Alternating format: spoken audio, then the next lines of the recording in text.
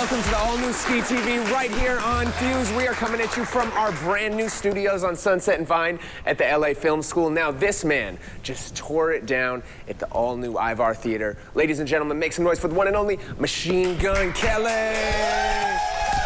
Welcome in, my brother. Thank you. You had to do it.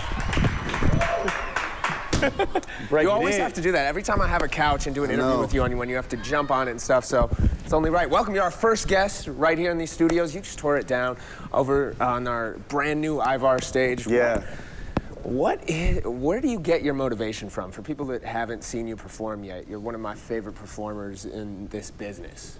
Where does your whole motivation come from for what you do? Probably denial, maybe. Like, not from myself, but from everybody else. Like the lack of acceptance. I think that growing up in like the coast that we grew up in, you know, in the Midwest, where no one really, you know, cares about you. You have to be something special, you know what I mean? And so I always would go above and beyond to do as much as I can to prove myself. So, but I don't know, man. I don't know if I'm still proving myself, or I don't know if I just naturally feel at home on stage. If I could eat, sleep, and on stage all day, I would. Now, speaking of coming up, you said denial. What do you mean by that? What was it like the first time before they even let you on a stage? How was your process, you know, coming up in the business and trying to make it? I mean, I think you can even flash back to our last time that we had here. You know, like last time I was here, it was what, like 6 people in the crowd, 10 people? You know, you had more than that, but yeah. No, but you know, like, you know, and you watch all the other artists, you know, come through SKEE, and it was packed, and you know, that like hurts. But like, I've never been one to be down. It's like I take that and I'm just like, I'm gonna perform so hard for these 10 people, and whoever's watching, that they will never, you know, like that they will never not miss a show, and they'll go spread it to 10 other people each. And you know, we saw what had happened. Those 10 people turned into a couple hundred people this time, and we packed it out, and they brought that energy, and you know, that's what it's about.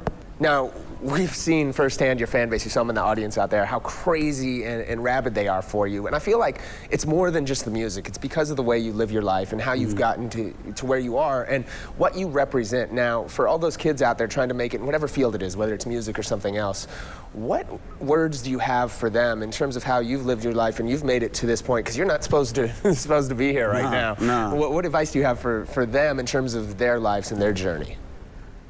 Lace up. What does lace up mean? For say, if you know, it's the casual person that might be seeing you for the first time on the show, what is lace up?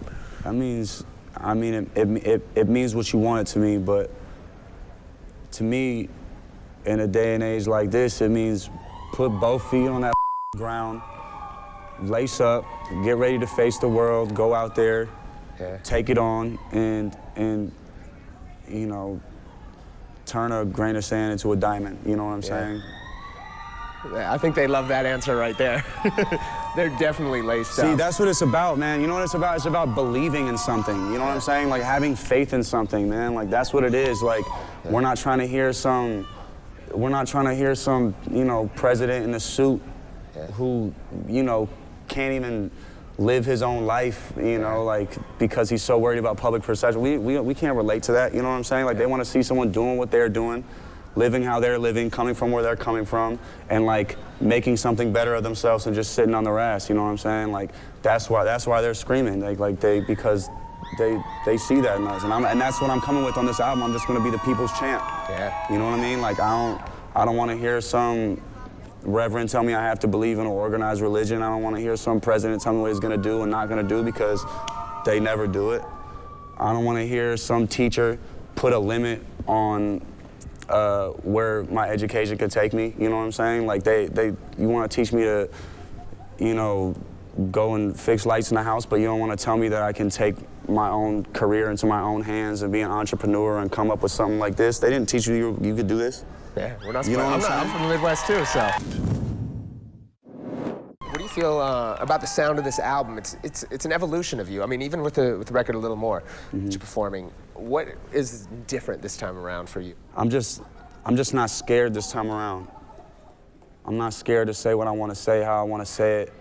I've seen a lot of ugly things in the past 3 years since I put that album #1 out.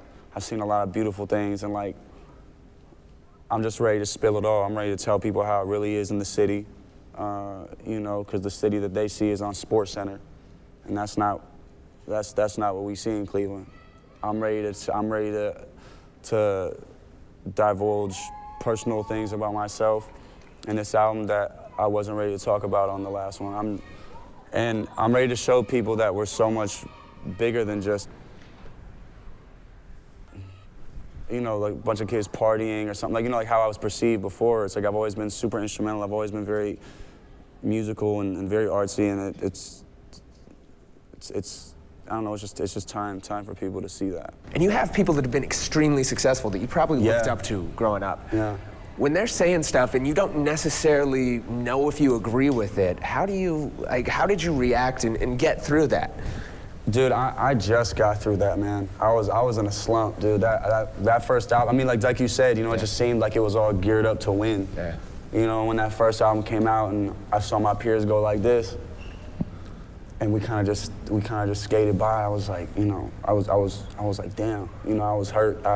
And again, you know, that I kind of got generalized and like labeled as this guy that I wasn't. You know what I mean? They were talking about certain songs, and I'm like, well, why didn't you hear this song? Like, why aren't you talking about this song? The song is amazing, but you're focused on, you know. Or, I'm not scared, man. I'm ready to step up and be a leader for this generation and be a voice for this generation. And all these people can act like they're talking for these kids, but it's just an act. Like, I'm still one of those kids, man. Like, this means the world to me, and that's what this album is about. And I just know things are gonna change, man.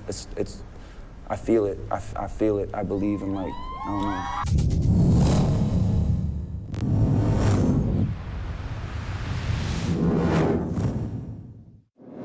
So, I mean, first up, you were just telling me you piloted something for Showtime? Yeah, I just did a pilot and who's for a Showtime series, directed and written by Cameron Crowe. Oh, a little name. Executive produced by J.J. Abrams. Wow, those are some names, man. Yeah. And I mean, it's sick, dude. I play I don't even know if I can say what I play. I can. I play a guitar tech. Wow. And it's just... You look like a guitar tech. You can play well. Thanks. Now, you also got this SLC Punk sequel that's debuting at Cannes. Yeah. What was that like? I mean, that's such a cult classic 20 years ago. People don't, I mean, probably your fans weren't even old enough when it came out, but legendary picture. Now you're in that. What's that like? Filming the SLC Punk sequel was interesting. It was like, I spent all my money at this bar that's like right next to my hotel, and I discovered what Moscow mules were, and they served like a mean Moscow mule. So I lost all my money from the film on Moscow Mules.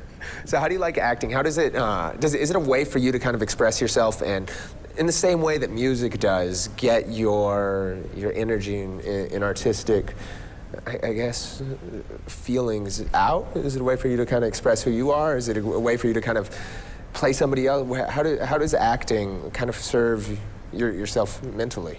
I'm just in love with the fact that, you know, like video and photos like capture a moment in time, and they live forever. Yeah. So I just love that aspect of it. Something about that like excites me. So what do you want to do more of now? Is it the music? Is it the acting? Is it half and half? How do you devote your time? Dude, I don't know how long I'm gonna be here. So like, I just want to do everything I possibly can. Like, I want to direct and write a short film this year. I want to put this second album out. I want the Showtime series I'm in to get picked up. Yeah. I want to do a tour. I want to go overseas. I want to be a good pops. I want to be a good friend. There's something that I feel that's happened over the past couple of years. Maybe it's just that you're so comfortable with where you are right now with the music, with your life, with your career, and coming out. But you definitely seem like, I've seen you in the past, and you could tell that there was this chip on your shoulder for sure. And that's always, I think, there. Yeah. But you seem, I guess, more relaxed and at peace with everything right now. Man, because this album's about to change our lives. Why do you say that it's going to change your life? I mean, you've already had success. You're already selling out shows. I mean, you could sell out shows the rest of your life with these fans anywhere that you go. But why do you say your life is about to change right now with this specific album? Because, like, I'm a fan of this album, and like, you really like this project. I'm speaking, like, dude, it's just saying what needs to be said, you know, like a little more, like that. Like the world just needs that, dude. Yeah. The world just needs that. A college just got shot up in Kenya. Like there's hundreds of bodies laying on the camera on a picture. This is wild, man. Like there's people you know, there's friends of mine that were in the Till I Die video that are no longer with us. Are serving Fed time. One of them in that video got shot 13 times and survived, and is in the remix video. Wow. Do you know? Like it's just like. I see this stuff, man. I see what's going on, and I'm talking about it and reporting it, and telling the world, you know. And I still see you still got a lot of the same homies around. A lot of artists that you see in this business kind of come and go and different things. But I see pretty much the same crew around you. Same squad, man. How does that feel for you? The illest thing ever, man. Right. I never wouldn't trade it for the world, dude. It's so tight. To just kick it with the same guys all the time. Right.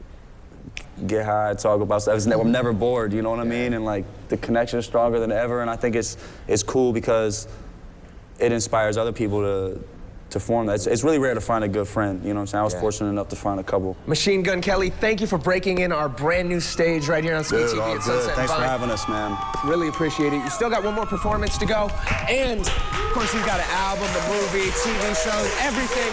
The new mayor of Cleveland. You saw me here first. We'll be right back with much, much more on SKEE TV. Lace up! Thank y'all, man.